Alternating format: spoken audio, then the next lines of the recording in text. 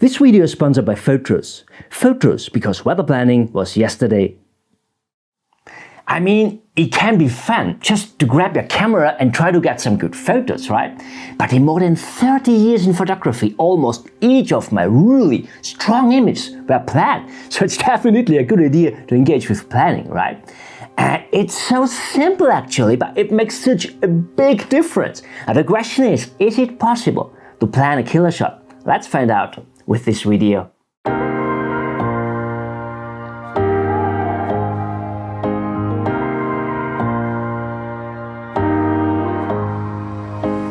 Hi my friends, very nice to see you. Planning is a really important part of landscape photography. I would even say it is the first instance of a photograph where you can get creative.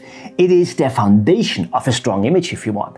And the first thing I always do in my planning is, before I do anything else, I plan the weather. Because the weather changes everything in a landscape photograph. It simply brings me to decide on which type of photography I will do and where I will go for photography. Yeah, weather that affects the atmosphere massively is perfect for photographing in smaller landscapes. You know, woodland photography for example. Fog, mist, dense snowfall, or just atmospheric softness for instance. And weather that affects the atmosphere just gently is perfect for wider vistas. Yeah, for vista photography in general, I tend to look for weather that has the potential to get spectacular. Red sky, golden clouds, orange stripe, the belt of Venus, rainbows, afterglow, yeah, just to address some here. Yeah, one of my favorite weather phenomena, by the way, is gappy clouds, because in the best case, it offers me the chance of getting a light ray breaking through. And it is so spectacular. I really love that.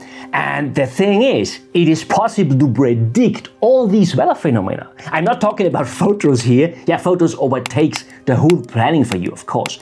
But what I did for you now is I wrote an ebook about weather planning. Yeah, where I show exactly how to plan the weather in a really safe way by using weather maps. Yeah, which are completely free of charge, by the way.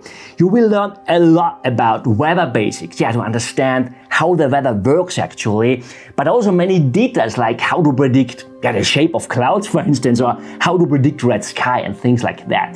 Yeah, it's really a great ebook, more than 50 pages, and I sell it on my website, but my subscribers get it free of charge, at least for a short time, just as a thanks for all your support over all the years. I will put you a link down in the description that you can download it for free.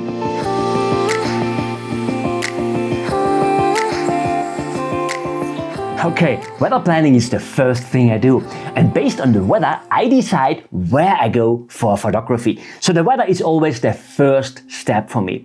And in the second step I plan the location, and therefore I use primarily Google Maps.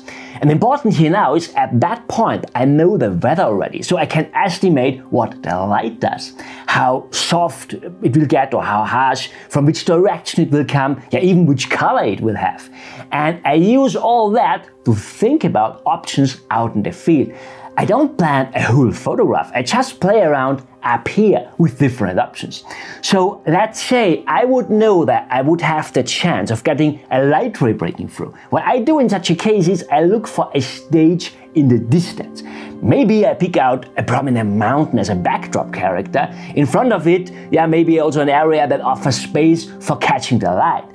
I don't know where exactly the light ray will break through. I don't know where exactly the landscape will catch the light. That is something I can roughly estimate when I'm out in the field then.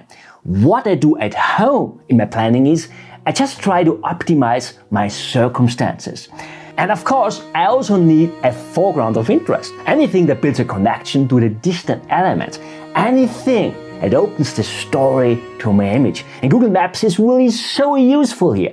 I look for some rocks maybe, or dead wood, unevennesses in the landscapes, riverbeds, little trees, things like that. Yeah, if you like to take flowers in your foreground, look around on the map where the terrain looks promising, therefore where they grow actually.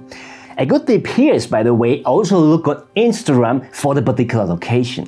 It isn't all about trying to copy a composition or so, and that is not what I would like to do, but it helps me simply to get more insights of how the landscape really looks in reality. I mean, yeah, a map is one thing, reality instead is often different. And especially when I have never been at that location before, also haven't been there all too often or so that I don't know it well enough, it is so important to go there early enough. For this image here, I did everything exactly like that. I drove there in the morning and I checked all the potential elements out in the field, which I spotted on Google Maps already days before. The photograph was finally taken at sunset, so there was plenty time to engage with everything. Important here now is to observe also the weather out in the field, especially when it comes down to photographing a light ray. Where the light will break through exactly is not predictable from your couch, but when you observe the weather out in the field, you get a rough idea what could happen short term. And usually when there are gappy clouds, you have even the chance to get even several rays through on different positions. In this image here I showed you already, I think it was the third ray on that evening. The first one was almost in the same position, but I unfortunately missed it, to be honest. And the second one was in a position that didn't really add to the composition, but the third one was in the perfect position for this image. So light rays tend to break through several times, but not always. This light ray here came through just once. I'm so happy that I got it. By the way, just an additional tip for gappy clouds. We're just talking about light rays here, but gappy clouds is not only all about that. Gappy clouds can also paint a fantastic game between light and shadow on a landscape, and that to every daytime actually, even around noon. But more about that in my ebook, which is again linked down in my description. And there's something more you need to do in your planning, that everything works really that easy in the end. But before I will tell you that, my friends, if you like this video, please give me a thumb up. You know, it helps me, it helps the algorithm, and it also helps other photographers out there to find this video better on YouTube. Thank you therefore.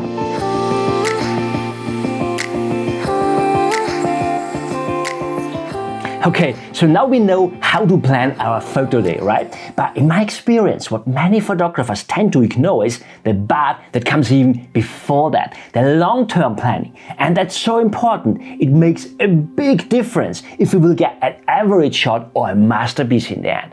So we are talking about the long game. And what I found out here is over the years, it is so good and important to stay connected with Mother Nature. That means also when you have phases in your life when you don't have much time for photography, go anywhere out. And if it's just for a walk through a nice woodland or so, we're talking about location scouting, exploring, and it is not all about finding compositions actually. I mean, you could do that of course, but in my experience the weather has a too strong effect on the impact of an image, which is why I tend to see the weather as an additional element of my compositions. You could plan the perfect weather for the perfect composition already in front, but in my experience it takes too long till you get both together actually. For this image here I waited even for multiple years to get the red sky exactly on the right position. Especially for red sky photography, the direction is essential. The much better way instead is to use your location scouting to plan just roughly. Just observe your locations and think about which capabilities does the landscape offer. Are there interesting viewpoints, for instance? Then it is maybe a good option for vista photography. Is it a more closed area so that the view is blocked by trees, for instance, or so? It is maybe more interesting for tighter vistas with your long lens. And is it a more open area instead? Look for foreground options which you need for wider vista compositions. Again, don't plan a whole composition at that point. Just find out which options the landscape offers for you. And then importantly, collect all your locations in any way.